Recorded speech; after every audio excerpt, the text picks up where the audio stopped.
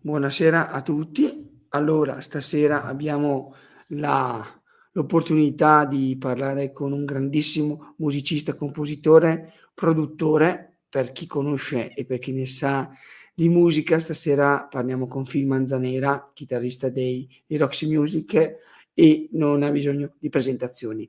Quindi, come sempre, io vi girerò i sottotitoli in inglese e in italiano e vi auguro una buona visione. So, Phil, thank you for your time. It's a pleasure. Now, Phil, how are you? I'm good. Yeah, I'm good. I'm just,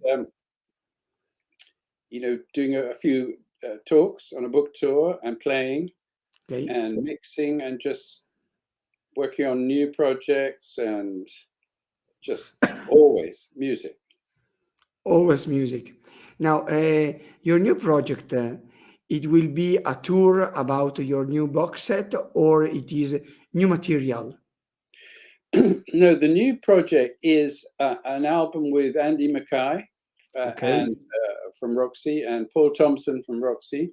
Yes. And it's called, we're mixing the album now, it's called AM PM Soho. And it's what I call avant rock. It's really what the original mission statement of Roxy, when they put an ad in for me to join, it was guitarists wanted for avant rock group. So we've gone back to the original idea, and a lot of the music is improvised, but it's not jazz. Okay. So it's to do with sound textures and groove and rhythm, and it's in a very immersive location. So we did 3 concerts, very small, in a film screening theatre, 75 people a night, with a big screen and surrounds 5.1, 7.1 speakers. And so it's a very immersive kind of, different kind of new thing. It is very good one, because I think that your music and your first gig with Roxy Music was very different from the other bands. And your project is it about with Andy Mackay and the greatest drummer, Paul Thompson. Paul Thompson was my first drum hero because I am a drummer. And your news about this tour, it will be awesome, because I want to ask you, only 3 of Roxy Music, or maybe there can be guests like Brian Ferry or Brian Eno? No, these people know. Well, there are guests, because we had guests, but one was a Portuguese lady singer, and the other was a British, German, Irish electric violinist. Okay. And a Spanish guitarist. It won't have Brian Ferry or Brian Eno, because they are in a different world. They, it's too small, I think, maybe for them, or Eno has a lot of so much of his projects to do. I don't think he'd want to do it, but so I just proceed with the people who want to do it, and it's small. And it is very small, but it is very clever, because I think that you retake the original idea about Roxy Music. So people must see and will see the original idea for this project, because the name of the project is not Roxy Music Reunion. It is with another name, and it is very clever, Phil. So it is a good news. But this tour can be done only in England, or maybe in Italy or in other countries? Well, I hope it can be done in other countries. We have to find the right situation, maybe an arts festival or Yes. somewhere like a screening room Yes. in the main cities, small screening room. It has to have very comfortable seats. It has to be a bar so people can have drinks at halftime. And when we did it in Soho, the people loved it. And we socialized with them as well. And it was a good, fun evening. So that is more important now than big concerts, big. So we shall see. And it's different every night. But luckily we recorded 3 of the nights and we filmed it. So you'll be able to see what it is before. In May next year, it'll come out, and we're going to mix it next week in Dolby Atmos. Yes. Make it a very immersive sound. And the film, my son is editing. He's a film director. He's editing it and using state-of-the-art AI stuff, but not crazy, I hope, to make it something different. And it's an experiment. I hope it will. You'll be able to see what it is. So if anyone wants to come along, they can see beforehand. But the music will be different every night. And it is a different thing because the same nights play the same thing. It is very boring. And I think that this attitude to change every night, it is very 70s. You don't have to repeat the same chores and the same thing, and it is very clever. This idea, Phil, it is very good, and I hope that you come to Italy, because in Italy there is so much maybe cinema theater or screening theater. Maybe yes, Phil, because maybe in my city, the name of my city is Brescia. It is near Milan, so maybe if you want to search with your management, it will be a good one. And I think that this kind of concert, it is for collectors and for the people who knows the Roxy music.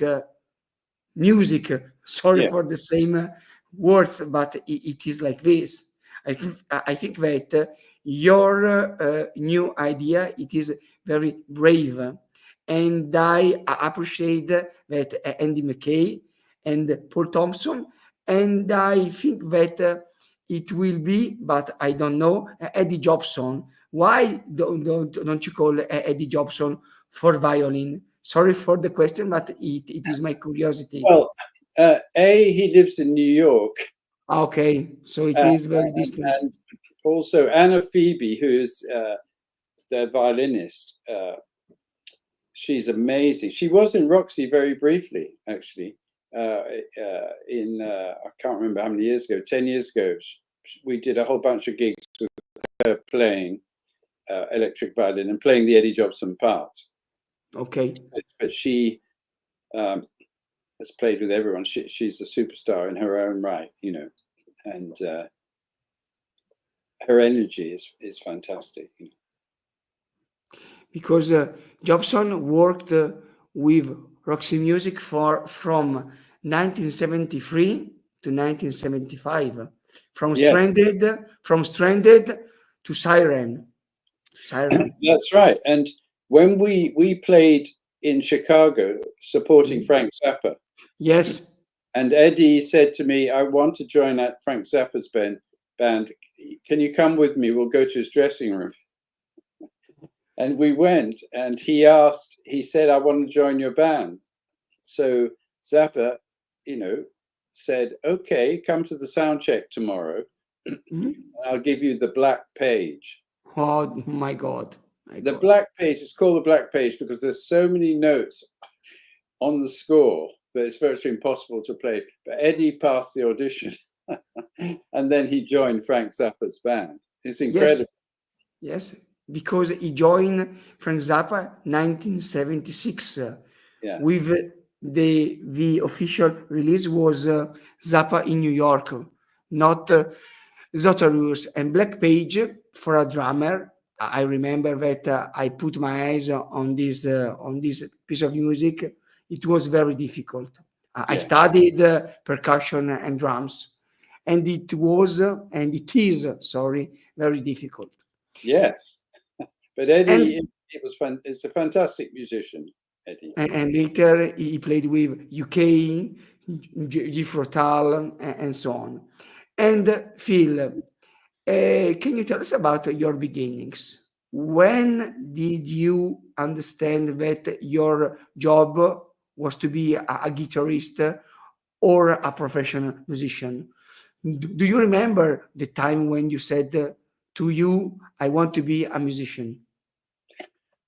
Well, first of all, my mother started teaching me guitar in Havana in Havana. 1957, and teaching me boleros and son, and the kind of music that a lot of people in South America sing with a guitar. It's the kind of music. It wasn't salsa or cumbia or anything like that. It's the kind of music that came from Santiago de Cuba, which really the most of the world has heard through the Buena Vista Social Club. It's a sort of acoustic music. It's songs like Chan Chan. And it's played on the tres, and it's played on normal 6-string guitars. And there's a lot of singing, and there's a lot of subtle groove rhythm to it, so you can dance to it. So that was my first music. Then I saw movies, films in South America, in Hawaii, in Venezuela, of Elvis Presley. So I became aware of rock and roll. And then in Venezuela, American college kids used to come over for the vacations. And I was at school in Venezuela. Me and my Venezuelan friend went to these little dances. We were only 9. And all the girls from our class looked at these American guys, college kids, and playing Chuck Berry and playing Beach Boys. And me and my Venezuelan friend said, we've got to get electric guitars. We got to be those guys, because we want the girls to look at us. So that's when he got a very flash Italian guitar, actually. And I have a nice picture of it. And I bought an electric acoustic off a British boy who came out to South America. Then I heard the Shadows and all these kind of bands, and Cliff Richard. And then I listened to the radio to London, and I asked my parents to send me to England to a boarding school, because I wanted to be, I was excited by electric music, pop music. And I arrived in September 1960, and I was at school the whole of the 60s, and then 61, the Beatles appeared, the Stones appeared, the Kinks appeared, Jimi Hendrix appeared, Psychedelic, Soft Machine appeared, Pink Floyd. Everybody, my head exploded. But when I was 16, I said to my mother, I want to be a professional musician. She said, I want you to go to university, blah, blah, blah. I said, yeah, but I want to be a professional musician. And she was a sweet little lady from Barranquilla, Colombia. And she understood cumbia and salsa and everything. She didn't know what pop rock music was. My brother was 8 years older than me. My father had died in Venezuela. So I was 16. I wanted to be a professional musician. And my brother said, I know a guy who last week joined a band. He's a professional musician now. Let's go and talk to him, ask him what you have to do to become a professional musician. And that person was David Gilmour. Wow. And he joined the Floyd the week before, he left our lunch and went to start playing on A Saucer Full of Secrets. The album with Sid was on it as well. And I've been friends ever since.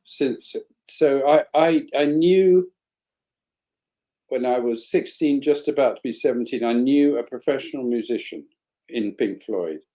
I also knew Robert Wyatt, who was in the group Soft Machine. Yes, a good drummer. Through a friend, through Bill McCormick, who I know has been on your show. Yes. And so I knew two professional musicians from the coolest bands in London, Soft Machine and Pink Floyd. They were the business. And so I thought, and Bill and Charles Hayward, and we all thought, well, we could be professional musicians. So let's get playing. So, and obviously we copied all these people and everything, but that's how it started, trying to be a band. And then I left school and I answered an ad in the newspaper, Melody Maker, Roxy avant rock group looking for guitarist. And it was 1972 or 1971? 1971. 1971. And then I went along and I met them. I had an audition and I failed the audition, but I got on well with them. I kept bumping into them at concerts, avant-garde concerts with Eno and stuff. And then eventually the guy who they chose didn't work out. And I joined on the first week in February 1972. I just was 21 on the 31st of January. I joined the following week. We did 3 pub gigs, and then we went and recorded the first album. And then 3 months later, it came out on the same day as Ziggy Stardust. Yes. And the following Saturday, we played with David Bowie at a pub in Croydon, the Greyhound pub. And then he asked us to play with him at the Rainbow Theatre. He was already on his way. And then we recorded a single and it was a hit. And then that was it. Here I am 52 years later.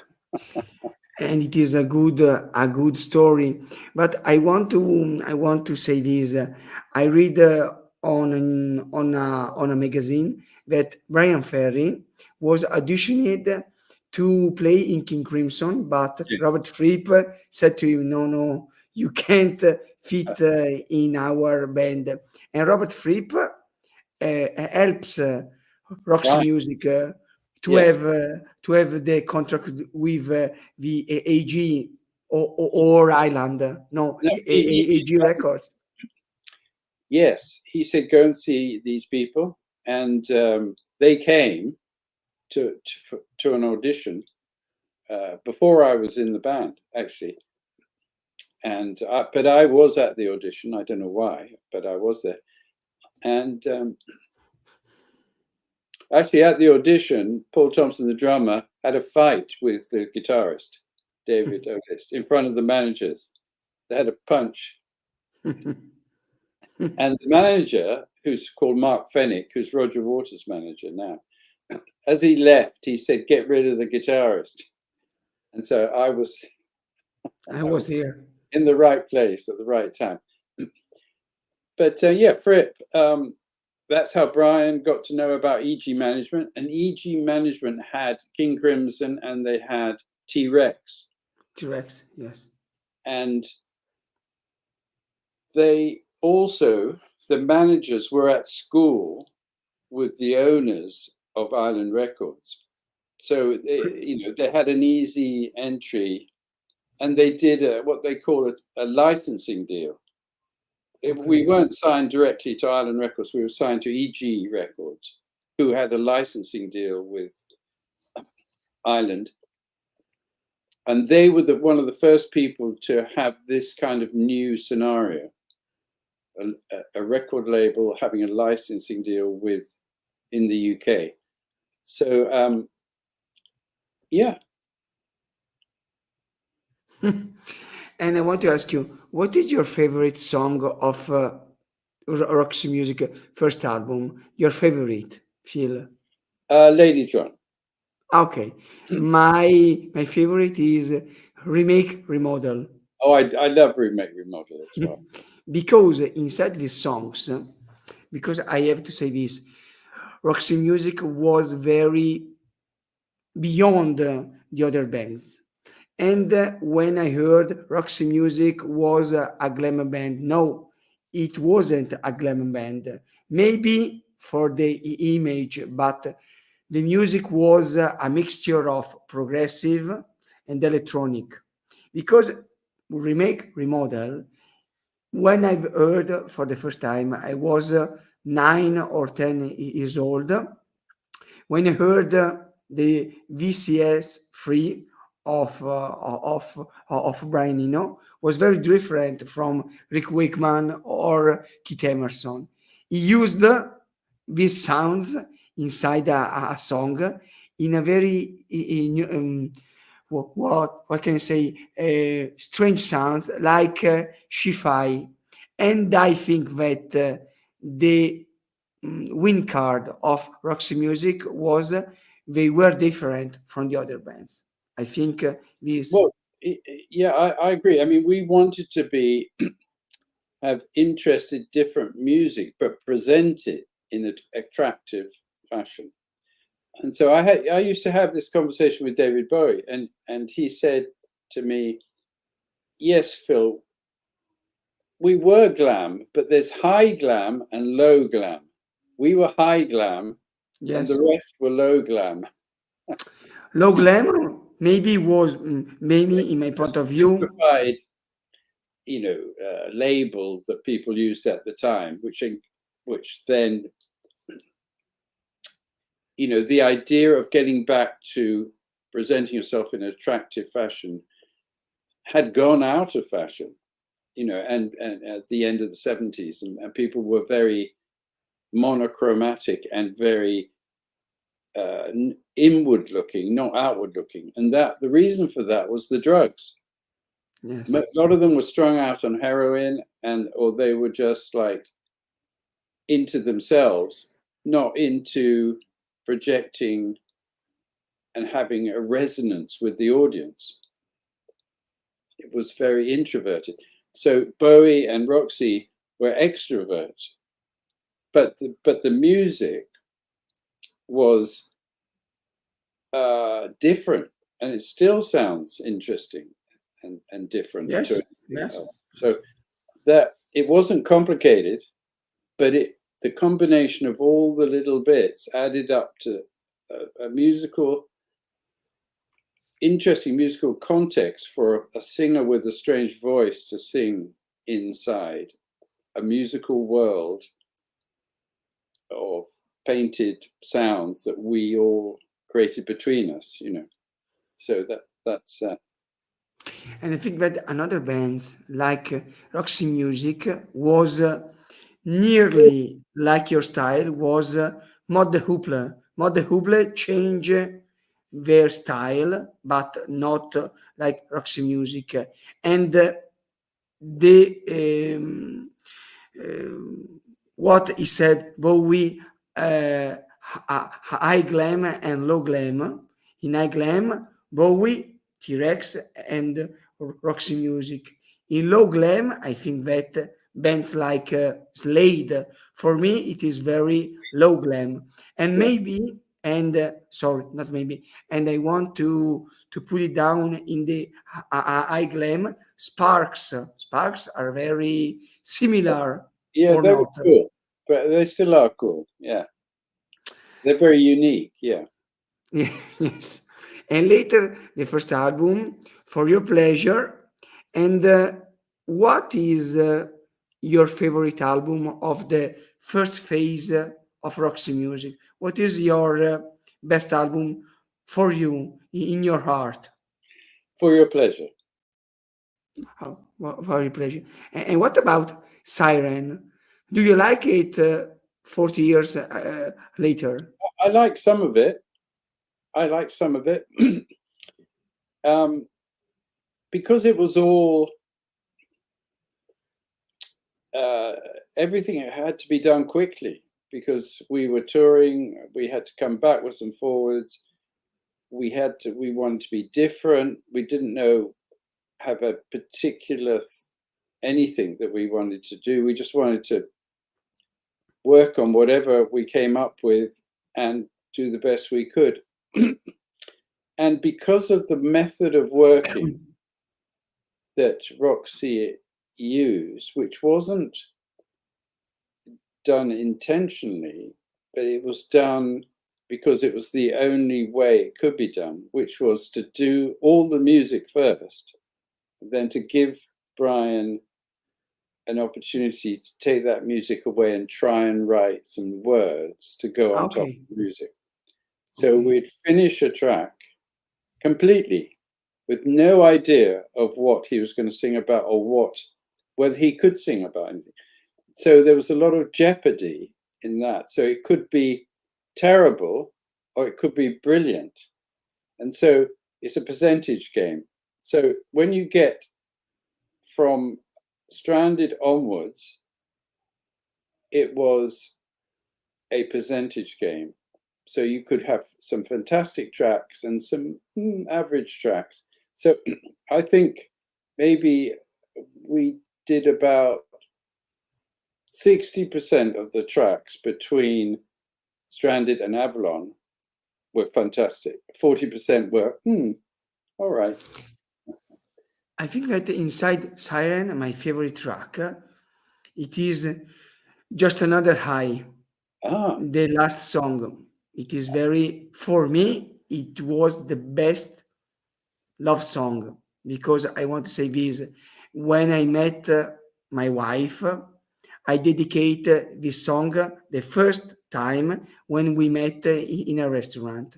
Wow. So it was for me very important, Just Another High, because Phil, I was with another girl, but when I saw my future wife, now my wife, the mother of my sons, when I heard in my car Just Another High, the change was very important. So this track for me is very important.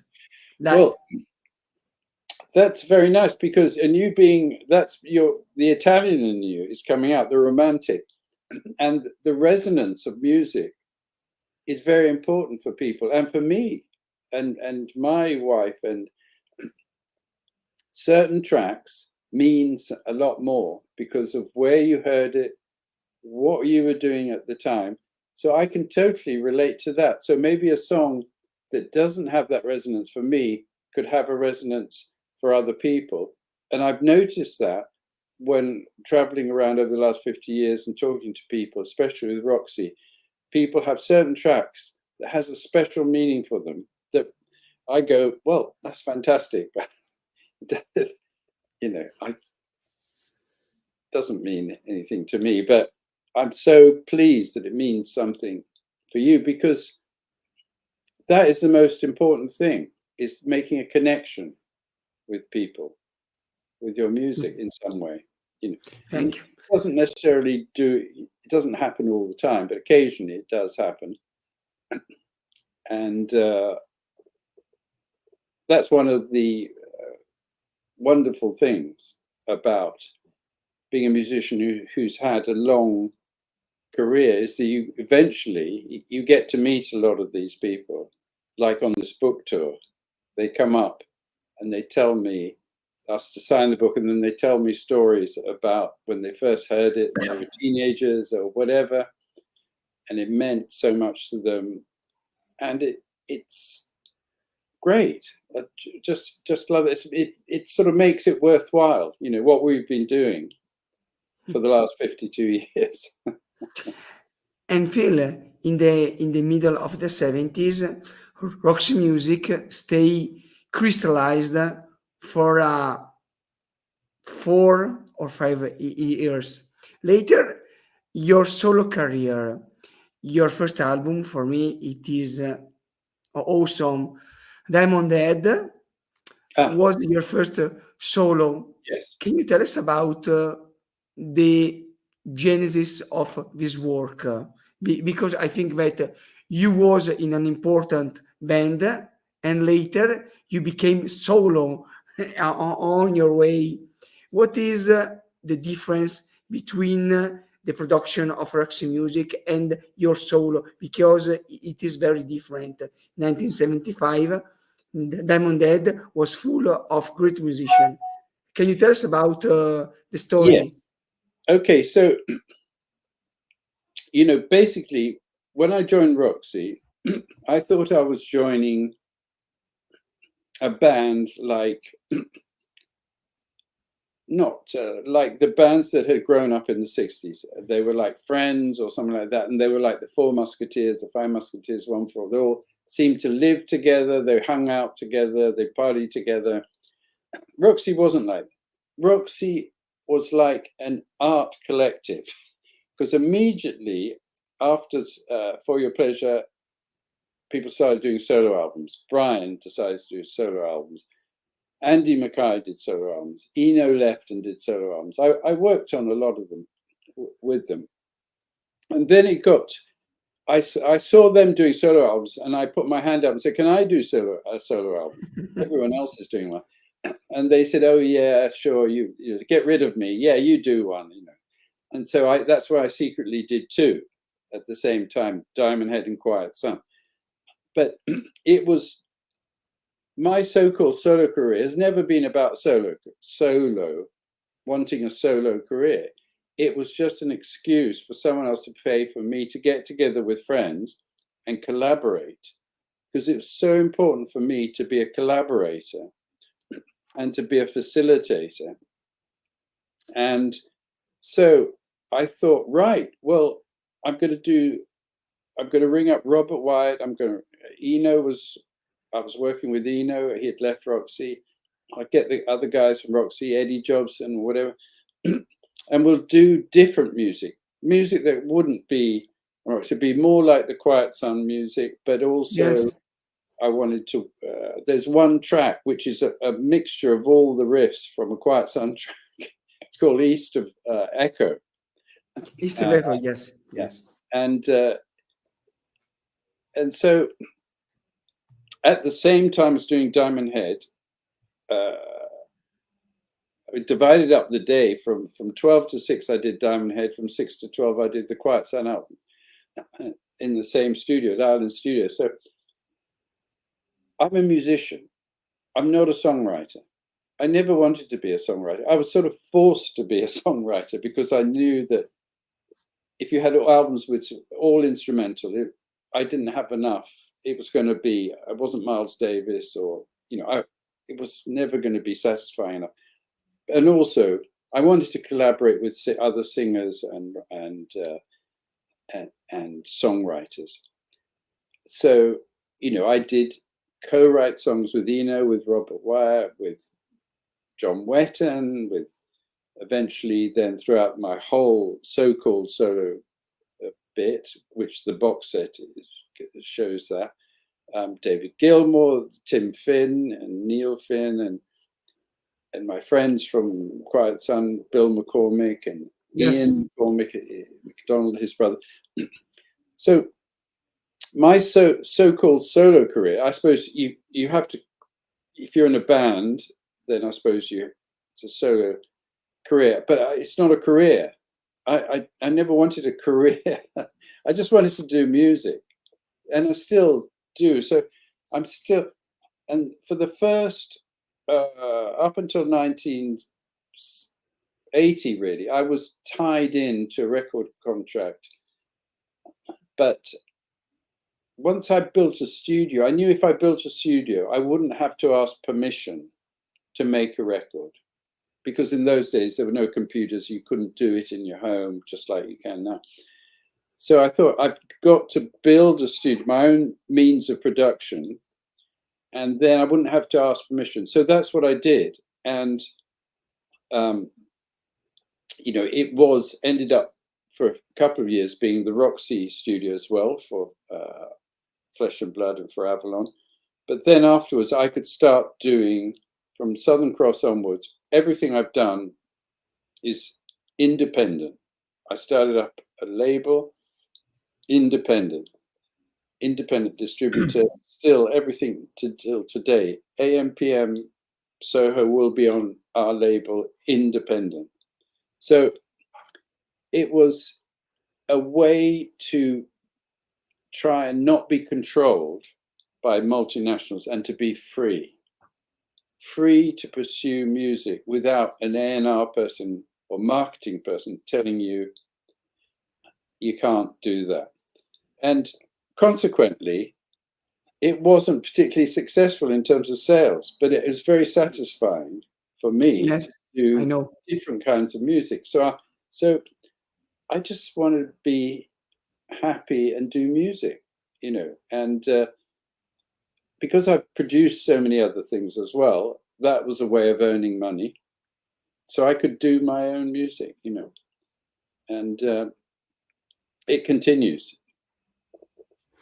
Wise words, Phil, because it is the same length of thoughts for me, like my channel, independent by my own. I don't want to have people talk with this musician. I want to do what I want to do in your same words. And I want to say this. What about this album? That album, it still, I think, is incredible. It was, again, a bit like a sort of art project, but as we went to this little cottage in the west of England, me, Bill McCormick, and Ian, his brother, Ian McCormick, and we came up with this idea, and they all contributed to this sort of experimental idea. Have this kind of band that had people who loved technique and people who hated technique, put them together, and the band would only last for 6 weeks, and we'd do as many gigs as we could get. Supposedly we were going to do 6 gigs, 3 got cancelled. We did 3 gigs, a pub, the Reading Festival, and that one that was recorded at Queen Elizabeth Hall. But we rehearsed for 6 weeks. So we were ready, And I think that it is the best live album of all time, because it is technological in terms of technological, was very beyond the classic recording live, and the cover of Beatles, Tomorrow Never Knows, in my opinion, the best one inside this album. There was Simon Phillips that I have the pleasure to interview on my channel.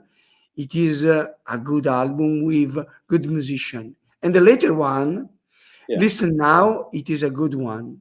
For me, song Island, awesome.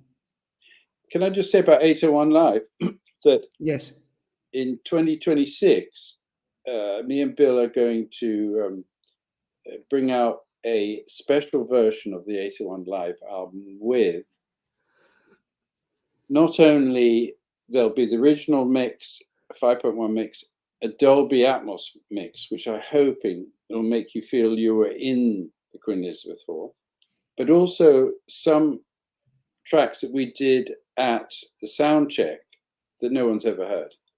Okay. And we're going to remix them and produce it in a lovely package to honor 50 years of since we did that album.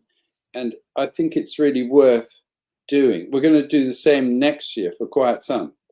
Okay, mainstream. With Quiet Sun, we're actually going to record 4 brand new tracks with the original people. So it's as if 50 years later, because it'll be 50 years since that came out. So, 50 years later, what would the music of Quiet Sun be like 50 years later? So, well, that's the objective. we're going to see what happens. I don't know yet. We haven't.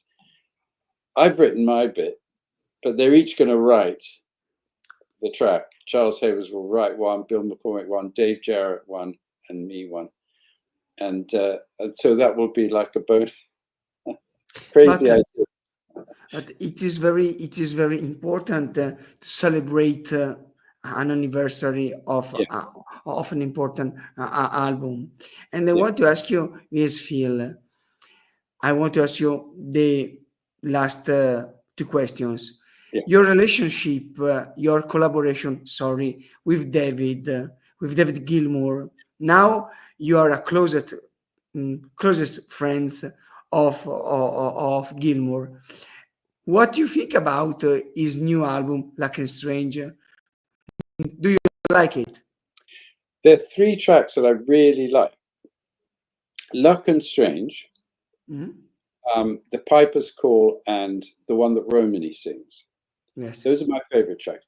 Luck and Strange, I had a little hand in. I was the co-producer when we did the barn jams with Rick. Yes. So that Luck and Strange was based on that recording.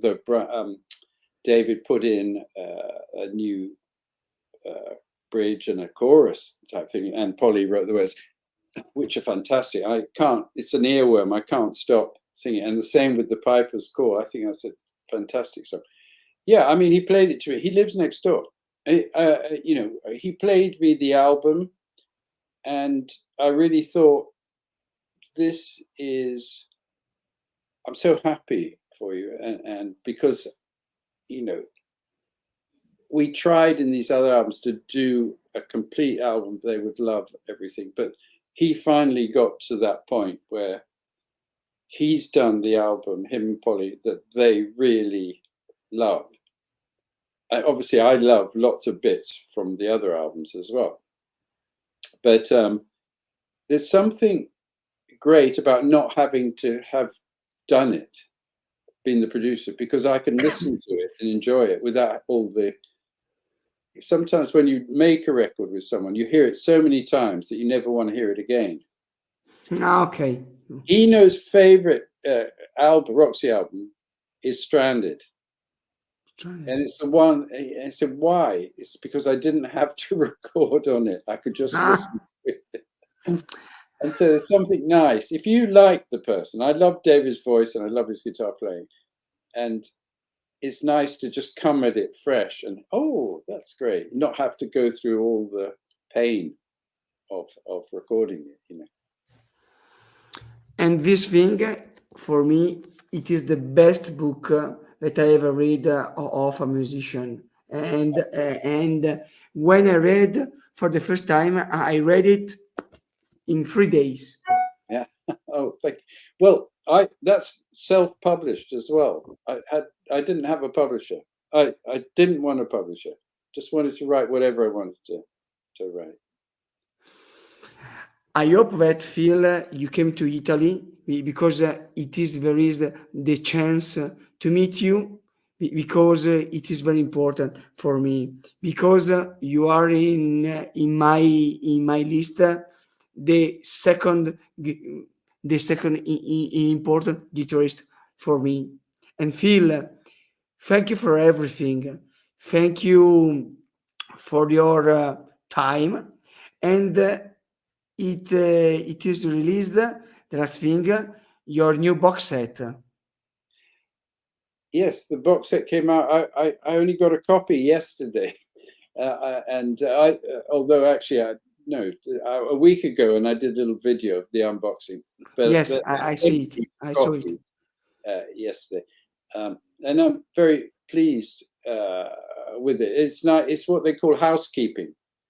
I've tied it all up. I've done, okay, that was then. Now I can look forward to the next project. So, Phil, thank you for your time. Okay, I will send you the link of this link of streaming, so you put it down on your social. Yeah. Thank you for your time. Have a good night, and thank you. Thanks very much. Yeah. Ciao a tutti. Ciao Phil. Bye bye. Ciao a tutti.